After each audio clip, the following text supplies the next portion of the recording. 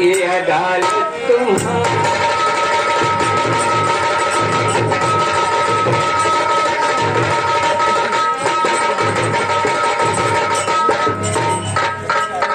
तो सुनी ही रहती अदालत तुम्हारी।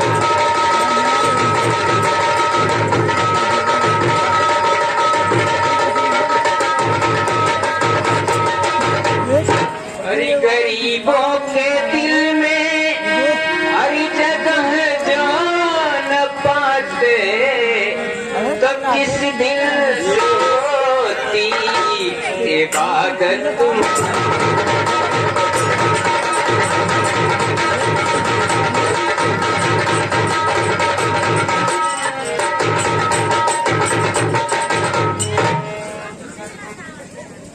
अरे भाई सुमंत, तुम कहाँ हो इस समय? बहुत जल्द दरबार में आ जाओ। महाराज क्या हो? अरे ठीक है, खुश रहो। सुमंत, कहिए महाराज, क्या क्या है हमारे लिए? आज बहुत दिनों के बाद मेरे मन में एक जिज्ञासा जगी है।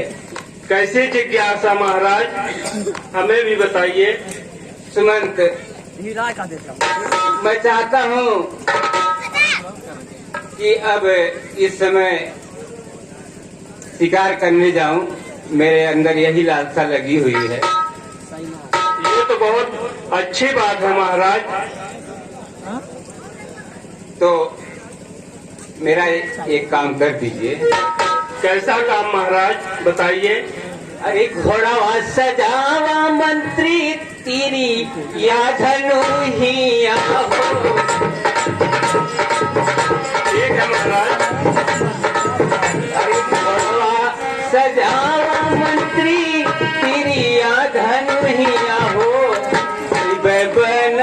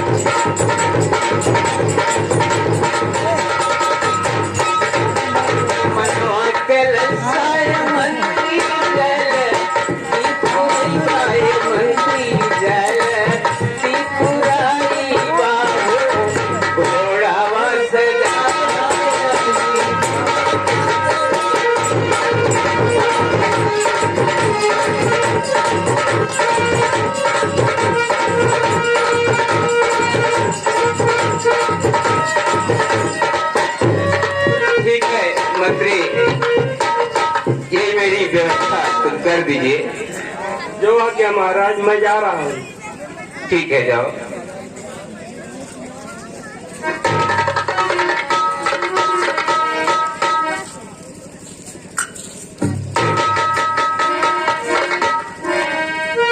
गवनवा कचुनरी, गवनवा कचुनरी, मिल हुई गधानी होगा।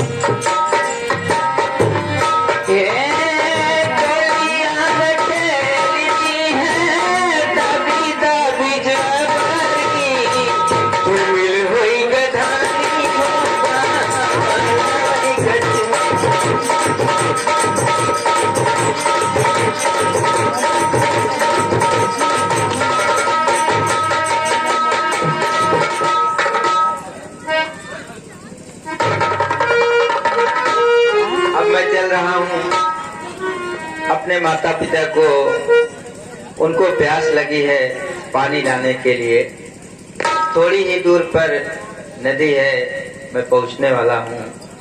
आपसे कहना क्या है कि ये जीवन हमारी जिंदगी है, ये बहुत छोटी चीज है और ये एक दिन खत्म भी होगी। तो क्या कहना है, 4 दिन के जिंदगी के जाने कब आई, कुछ हो साथ ना जाई। पहले बसरदा से सतनाम के कमाई, कुछ हो साथ ना जाई।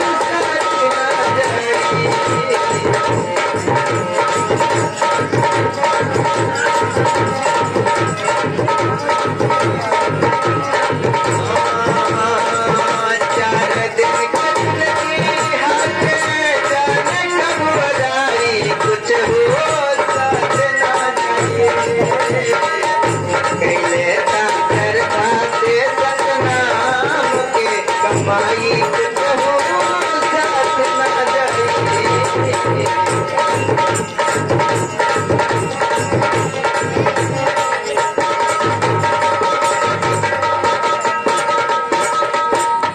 हेलो, अब मैं नदी के किनारे आ गया हूँ और चल रहा हूँ, नदी से जल भरूंगा।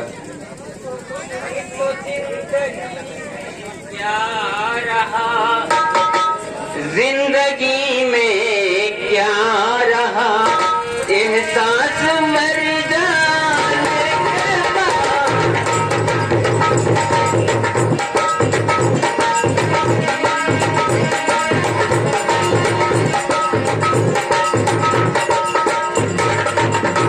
तो जिंदगी में क्या रहा एहसास मर जाने के बाद। अरे आएंगे साजन मेरे, आएंगे साजन मेरे, सावन गुजर जाने के बाद।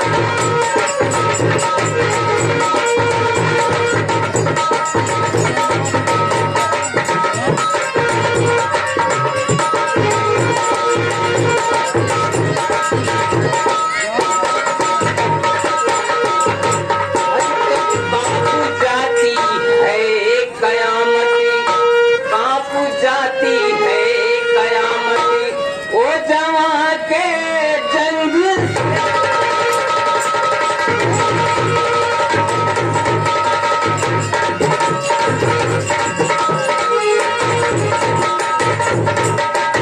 तो बापू जाती है कयामती, ओ जवां के जंग से।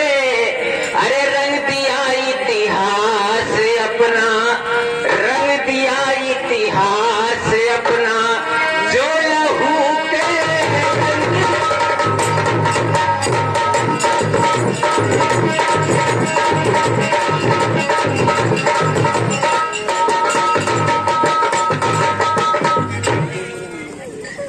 क्या बताऊं, शिकार की तलाश में मैं जंगल में काफी दूर निकल आया, मगर अभी तक कोई शिकार दिखाई नहीं दे रहा है।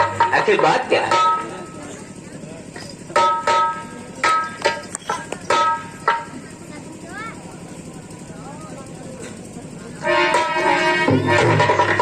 कुछ आहट मिल रही है मुझे, लगता है